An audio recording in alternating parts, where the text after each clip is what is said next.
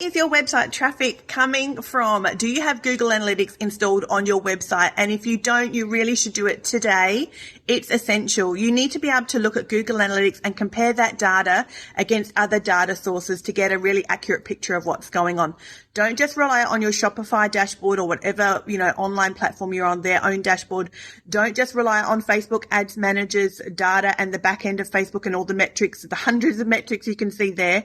Don't just rely on Google Analytics. You need to compare them all together. But Google Analytics gives you a really good picture and gives you a more fuller picture than other platforms do just on their own. You can pay for a really expensive third-party plugin app that will help decipher a lot of the data now that is shielded or veiled to us as online businesses. Much of that changed in 2021.